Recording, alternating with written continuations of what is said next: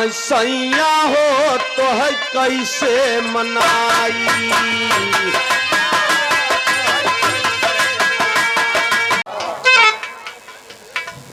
पूरे उत्तर प्रदेश के बिरहा जगत में कलाकार ऐसे क्यों बचा है नहीं तो दादा वाली सब खोट खोट गाय रहा है। वो अपने गुरु बरे गायन कि गुरु गोविंद दो खड़े काके लागू पांव और बलिहारी गुरु आपने गोविंद बताए वो ते अपने गुरु परमात्मा बरे गान लेकिन हिया गवैया समझ नहीं पान में हरारू में सेधु में सटाई दे का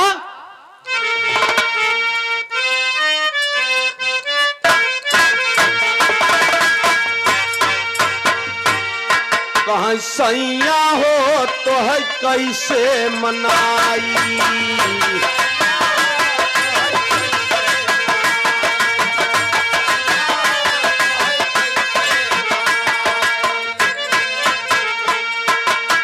राजा हो तो है कैसे मनाई, बालम हो तो है कैसे रिझाई।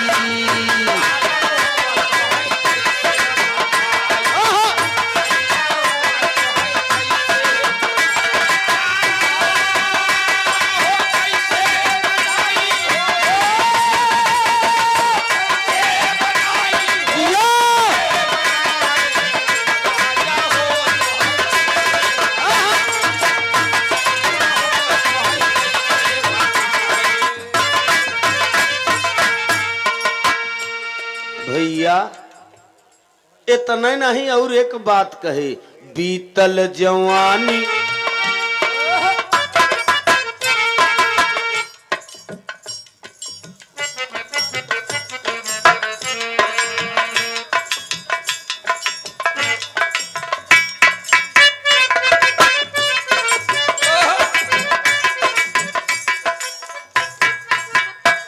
सेवा में श्रीमान धर्म के बड़े भैया महान हस्ती बाबू राजकुमार सिंह रस्तीपुर के धरती से सचिव साहब की ओर से 101 रुपया का महा पुरस्कार हुआ। ये दादा के भाव तर्ज पर सादर चरणों में नमस्ते प्रणाम। एक लाइन और बस सचिव साहब बड़ी बारीक बा का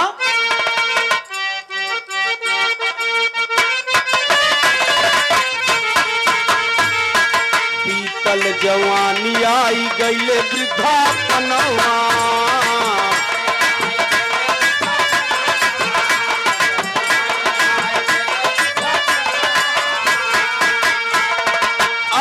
से चेत कर हमरे सजना।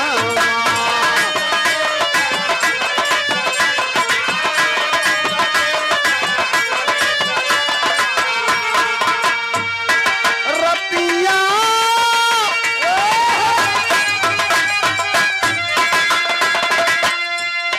रतिया में हमरे न लागे उहाई, राजा हो तो है कैसे मनाई।